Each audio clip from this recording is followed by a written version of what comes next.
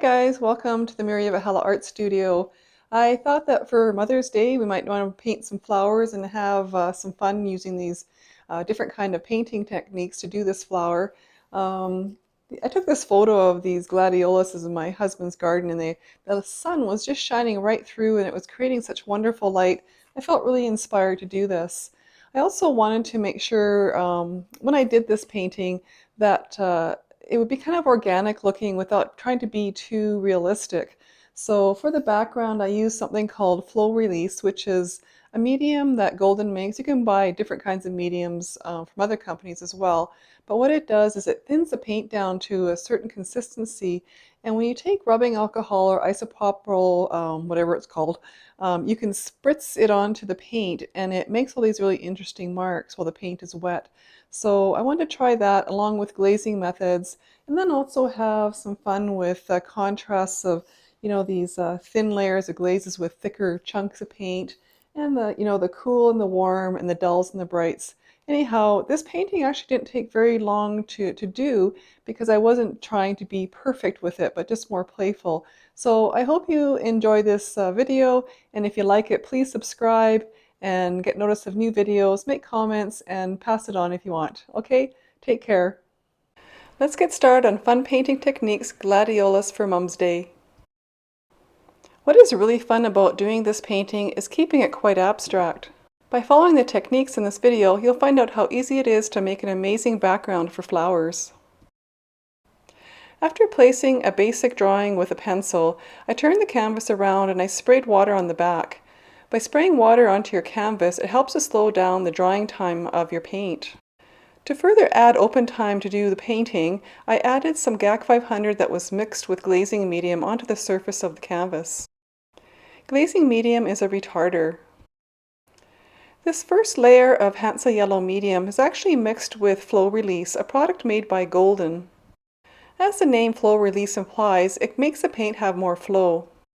There's also something about the properties of the flow release in the paint that when you add little flicks or spatters of rubbing alcohol into it, it creates all kinds of really cool patterns. So I pour a little bit of rubbing alcohol, 99%, onto my fingers and I make little flick marks, and it makes interesting patterns in the paint. Additionally, you could use a spray ball to do this, or lay your canvas flat and drop little bits of rubbing alcohol onto the wet paint. You'll find if the paint is too wet and you flick the rubbing alcohol on that the marks won't maintain their shapes, but if you wait just long enough when the paint is kind of medium dry, it'll start to create way more patterns. And then if the paint is too dry, there will be no patterns at all. It's a little bit of a practice, but it's really fun to try. An eyedropper is actually a great tool for taking the rubbing alcohol and dropping it onto your paint when the canvas is flat. If you're working as I am here, the paint is getting quite drippy, so what you can do is lift your canvas and turn it on the side and let the paint move in different directions and just decide what you like. Once you're done with this first layer, take a blow dryer and dry it really well, or wait until the next day to make sure it's nice and dry. For the second layer, I've taken ultramarine blue and mixed it with the Flow Release as I did with the yellow.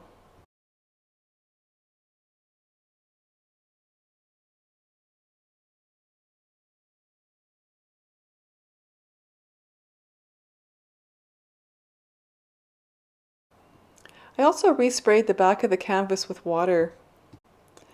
For putting this blue paint on, I'm using a triangular palette knife, moving my wrist in different directions, making sure to make interesting marks in the paint.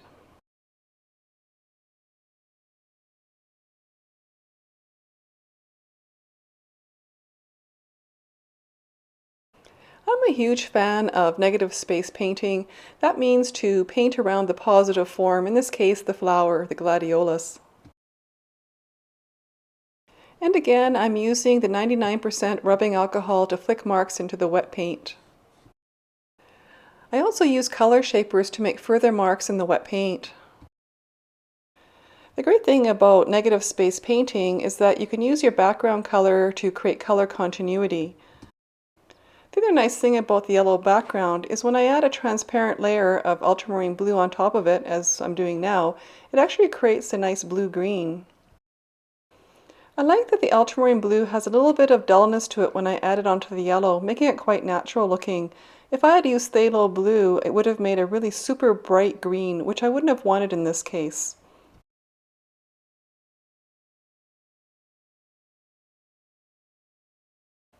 If you're painting along with me, when you get to this bottom portion, just imagine where some of the leaves of the flowers are coming and create some negative space shapes between them. Have the leaves at the bottom angled to the left on the left side and angled to the right on the right side. This creates a nice little handhold for the flower. Continue to flick rubbing alcohol whenever you like while the paint is still wet. I purposely left a little bit of white area near the bottom of the canvas. This will allow for a little section of pure ultramarine blue.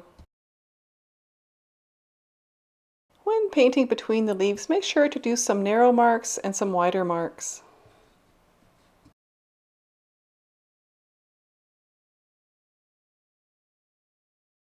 If you have drips you don't like, just take a moist paper towel and wipe them off. It's really important in this painting to keep your marks moving in different directions. The paint also needs to be kind of between a milk and a cream consistency to put the marks on this way.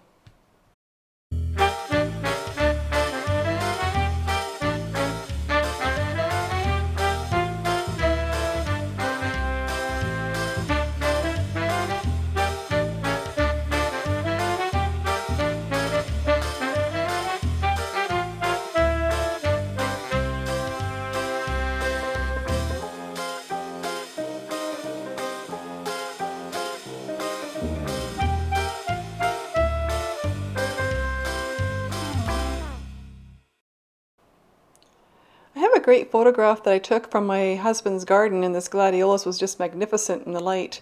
But I'm not a slave to the photograph. I'd rather interpret with a little bit of creativity.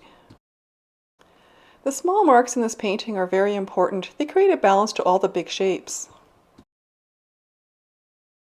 This is a mixture of ultramarine blue plus titanium white.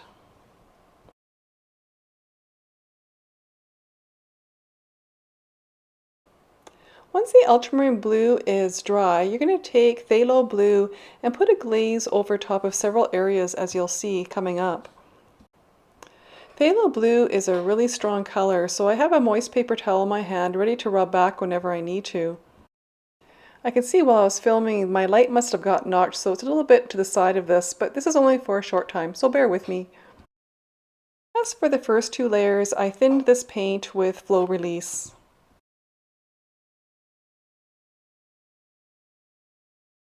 You can see here what I meant by how the phthalo blue looks quite different on the yellow compared to the ultramarine blue.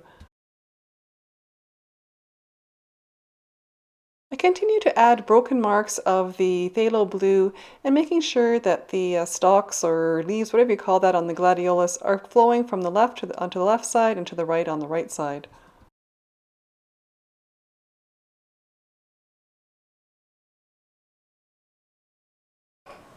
The next color is an opaque called yellow oxide. You can also use yellow ochre for this. The goal here is to paint the shadows inside the flower. Try not to be too fussy here. Keep your wrist moving and just get the idea of where the shadows might be. Doesn't have to be perfect. Here I'm back to using ultramarine blue tinted with some titanium white. I wanted to create some color contrast to the yellow flowers. Next, to create some of the bright light on top of those yellow flowers, I took cadmium yellow light and added titanium white. Cadmium yellow light is a cooler yellow than cadmium yellow medium. Look carefully at your reference photo to get the right spots for those bits of light. Make sure to paint this on nice and thick.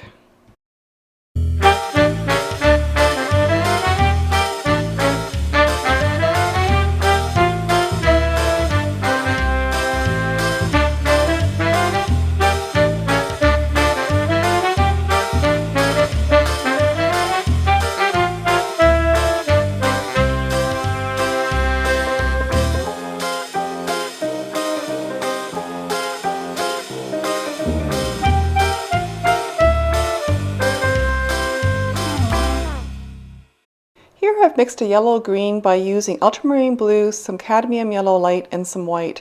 I'm just looking to break up that background color a little bit. Into that yellow-green pile I add a little bit more yellow sometimes and a bit more white, just to vary the greens in the background. Have fun with this. I'm not trying to be too literal, just to give the feeling of organic matter in the background while breaking up the colors and creating a variety of shades and temperatures.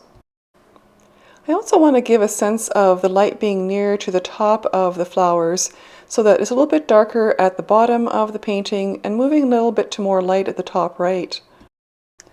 Be careful not to get too dabby-dabby-do with this. You know, it's nice to break up the marks, but you also have to be careful not to do too much. And also make sure that your marks are varied in size and the amount of space between them.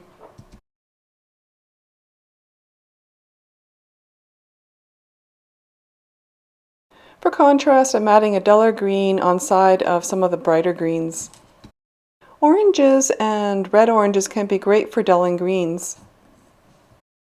To keep yourself in the flow of painting, it's really important to have on your palette pre-mixed colors and have lots of it so that you don't run out partway through. I still had this tint of yellow-green on my palette and I realized I needed to add some on the inside of the flowers as well as around them.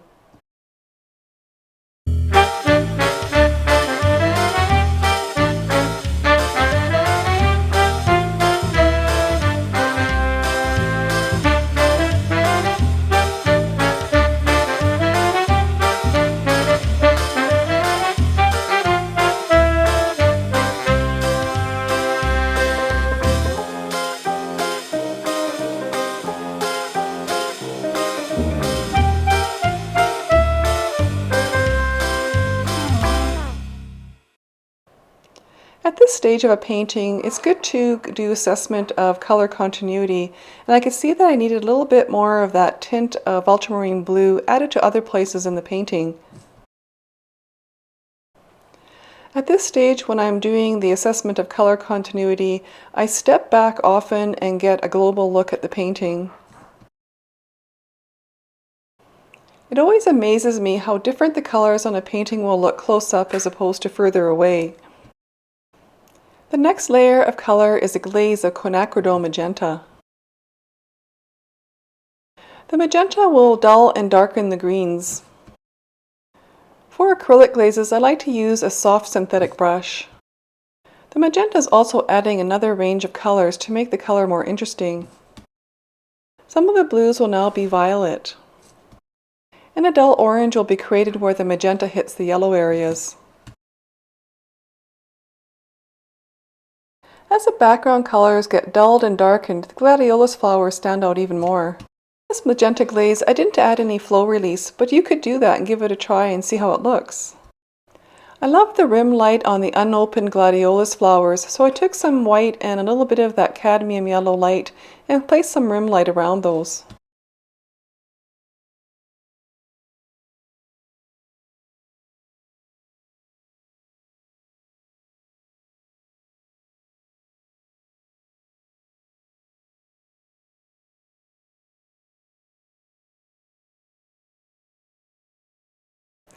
Here I'm adding just the tiniest amount of pyrrole orange.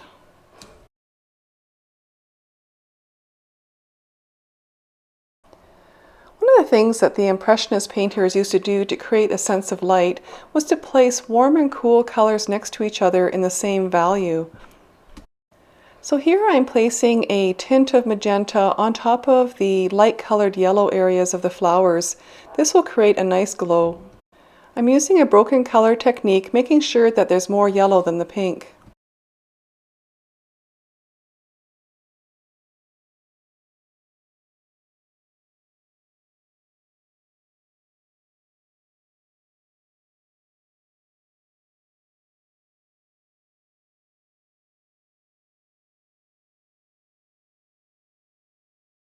For color continuity, I added some of the tints of magenta in the blue areas at the top.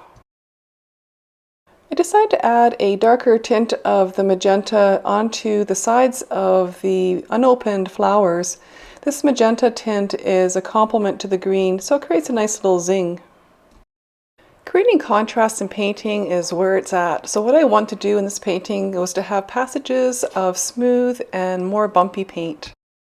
You can see the contrast better in this close-up of part of the painting where you can see the thicker paint against the smoother background. Other contrasts include dull against bright and warm against cool. The last thing I did to finish this painting was to darken the yellow oxide color inside of the flowers. I used a glaze of transparent red oxide for this. And that's it, we're done. Thanks so much for watching. Subscribe for notice of new videos. Take care.